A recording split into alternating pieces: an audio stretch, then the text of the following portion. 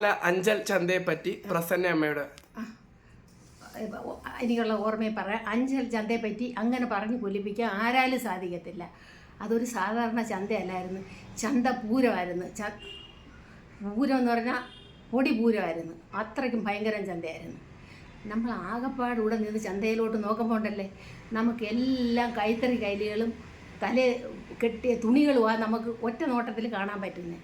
നിറഞ്ഞ് തിക്കി തിരിഞ്ഞ ആളുകൾ, പിന്നെ അതായത് കുപ്പായവും ഇട്ട് തലയിൽ തട്ടവും ഇട്ട് മുണ്ട് കൊടുത്ത ഉമ്മമാർ, പിന്നെ ചട്ടയും മുണ്ടും തോർത്തും ഇട്ട് പിന്നെ അമ്മാമ്മമാർ, കറുപ്പ് കര നേരിയതും കൈലിയെങ്കിൽ കൈലി, മുണ്ടെങ്കിൽ മുണ്ട് അതും എടുത്ത് ഉടുത്തിട്ട് വരുന്ന അമ്മമാർ, എല്ലാവരുടെയും തലേ മുണ്ടുകൾ കാണും. കാര്യം എന്ന് വെച്ചാൽ വെയിൽ കൊള്ളാതിരിക്കാനായാലും ആണുങ്ങളെ കയ്യിലെ തല കൊണ്ട് ഇത് കൊണ്ട് കെട്ടിയിരിക്കുന്ന, പിന്നെ തുണികൾ കൊണ്ട് കെട്ടിയിരിക്കുന്ന ഒരു ഇത് കൂമ്പൽ പോലൊക്കെ കെട്ടിയിരിക്കുന്നതും തൊപ്പികളും എല്ലാം കാണാം. അവർക്കൊന്നും ചുമട്ട് തൊഴിലാളികൾ വേണ്ട. ഇതെല്ലാം നാനാ ഭാഗത്തുനിന്ന് അവർ ചുമന്ന് കൊണ്ടുവന്ന് അഞ്ച് ചന്തയെ മറിക്കുകയായിരുന്നു.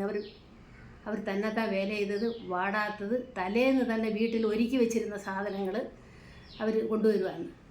സന്തോഷത്തോടെ കൊണ്ടുവന്നിവിടെ മറിച്ച് ഇവിടെ കൊണ്ടുവരുന്ന വേടിക്കാനെ കൊണ്ട് എടുപ്പുകാർ പല ചന്തകളിൽ കൊണ്ടുപോകുന്നുണ്ടെന്ന് എടുപ്പുകാരാണ് ഇവിടെ ആദ്യം വരുന്നത്.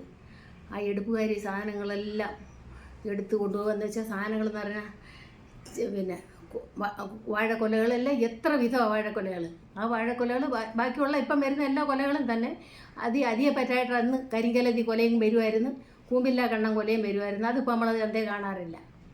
പിന്നെ നമുക്ക് വരുന്ന സാധനങ്ങൾ ചേന, ചേമ്പ്, കാച്ചിൽ, ഈ വക സാധനങ്ങൾ. ചേമ്പ് തന്നെ എത്ര ഐറ്റമായിരുന്നു, കരിഞ്ചേമ്പ്, കണ്ണൻ ചേമ്പ്, പിന്നെ കൊട്ടച്ചേമ്പ്, ഇവൻ തന്നെ ആയിട്ട് ഇത് കൊണ്ടുവന്ന് ഞാൻ ചേമ്പ് ഇച്ചിരി വെക്കല്ല. ഇതെല്ലാം മലപ്രമാണം ഇങ്ങനെ കൊണ്ടുവന്ന് ഇടുന്നത്, കൂന കൂട്ടിയ ഇതൊക്കെ ഇടുന്നത്. ദൂരമുള്ള ചന്തകളിലേക്ക് കൊണ്ടുപോകാനുള്ള ആളുകൾ ഇത് എടുത്തുകൊണ്ട് പോവുകയാണ് ചെയ്യുന്നത്. പിന്നെ ഇവിടുന്ന് എടുത്തുകൊണ്ട് പോവുകയാണ് ചെയ്യുന്നത്. പിന്നെ അതും കഴിഞ്ഞിട്ട് ഈ നമുക്കുള്ള ആട്ടോ സ്റ്റാൻഡ് ഇവിടെ എല്ലാം ആടായിരുന്നു, ആടും കുട്ടികളും. ആടിന്റെ അല്ലായിരുന്നു. അതിന്റെ നിലവിളികളും കുട്ടികളുടെ നിലവിളികളും അതിൽ കൊണ്ടുവരുന്ന കരച്ചിലും, കൊച്ചാമ്പിള്ളേർ കുട്ടികളെയും കൊണ്ടുവരുന്ന ആമ്പിള്ളേർ, പിന്നെ അവർ കച്ചവടക്കാർ. അങ്ങനെ ഒരു ആട്ടിനെ മിക്കാൻ വയ്യാത്തവർക്ക് അവിടെ വന്നാൽ പൈസയാണ്. കാര്യം മറ്റൊരു ആട് ഇവർക്ക് വിറ്റ് കൊടുക്കും, ഇവരുടെ ആട് അവർക്ക് മേടിച്ചു കൊടുക്കും. പുള്ളിക്കാരനും അന്നത്തെ ചെലവിൻ്റെ കാശ് അങ്ങനെ അവർ പൈസ ഒപ്പിക്കും. 5 ചന്ത കൊണ്ട് എത്രയോ പേര് ജീവിച്ചു പോന്ന്.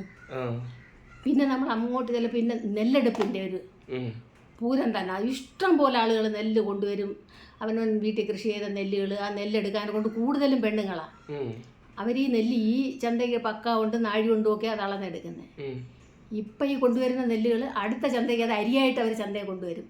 പുഴുകലരി, നാട്ടരി പുഴുക്കലരി, പൊടിയരി, നാട്ടരി പച്ചരിയായിട്ട് ചന്തയിൽ അവർ കൊണ്ടുവരും. പിന്നെ അവർ ഈ നെല്ലെടുക്കും. ഇങ്ങനെ അവർ നെൽവയലുകളും അങ്ങനെ ആ നെല്ലെടുപ്പ് സംഘം ഒരു തെത്തി. പിന്നെ നമുക്കുള്ള സാധനം ഇല്ലല്ല, നമുക്കുള്ള പഞ്ചായത്ത് ഓഫീസിന്റെ തിണ്ണയും അതിന്റെ 4 വശവും എല്ലാം ഇവർ ചന്തനായിട്ട് ഉപയോഗിക്കും. നെല്ലെല്ലാം എടുത്താൽ തിണ്ണയ്ക്കകത്തായിരുന്നു അതിന്റെ 4 വശമായി പെണ്ണുങ്ങൾ ഇരിക്കുന്നത്. അവരങ്ങോട്ട് ഇരുന്ന് കൊണ്ട് എടുക്കുന്നു, പിന്നെ തിണ്ണയിലോട്ട് അങ്ങോട്ട് വയ്ക്കുന്നു. അപ്പോഴവർക്ക് പൊക്കി തല വയ്ക്കാൻ എളുപ്പമുണ്ട്.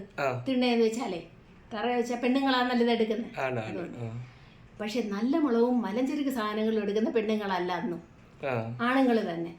നല്ല മുളക്, കുരുമുളക്, പിന്നെ നമുക്കുള്ള മഞ്ഞള്, കസ്തൂരി മഞ്ഞൾ, ഇഞ്ചി, ചുക്ക്, പാക്ക്, ഏലക്ക അവിടെ നമുക്കളോട് ഇല്ല കേട്ടോ, ചുക്ക്. പിന്നെ നമ്മൾ ഇവിടെ ഉള്ളതെന്ന് പറഞ്ഞാൽ എള്ള്, ഇതൊക്കെ ഉണ്ട് കേട്ടോ. എള്ളുണ്ടായിരുന്നു, വയലിൽ കൃഷി ഉണ്ടായിരുന്നു അന്നൊക്കെ. എള്ള്, കൂരകം, പിന്നെന്തോ പയറുകൾ എത്ര സൈസായിരുന്നു. പിന്നെ പയറ്, വൻപയർ, ഇത് വടക്കം വെള്ള, കറുത്ത പയറ്, ചുവന്ന പയറ്, അരി പയറ്.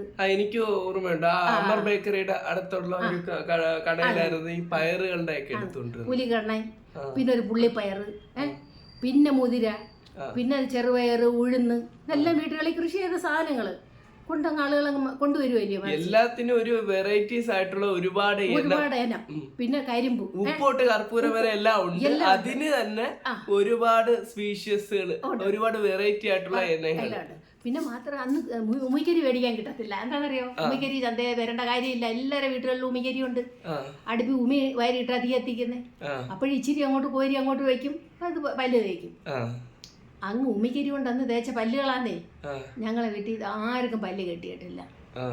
ഇപ്പൊ എനിക്ക് വയസ്സ് ഇത്രയായി, എന്റെ പല്ല് ഉമിക്കരി ഇട്ട് തേച്ച പല്ല. അന്ന് കോൾഗേറ്റ് കിട്ടത്തില്ലായിരുന്നു കേട്ടോ. അസുഖങ്ങളും ഇല്ല, ഒന്നുമില്ല, യാതൊരു ഒന്നുമില്ല. അത്ര ഈട്ടാണ് പറയുന്നത്. പിന്നെ ജനങ്ങളെല്ലാം കഴിഞ്ഞിട്ട് പിന്നെ പറഞ്ഞു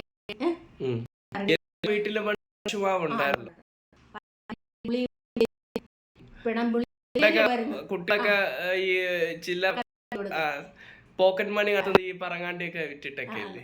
എനിക്ക് ഇപ്പോഴും ഓർമ്മ, പോസ്റ്റ് ഓഫീസിന്റെ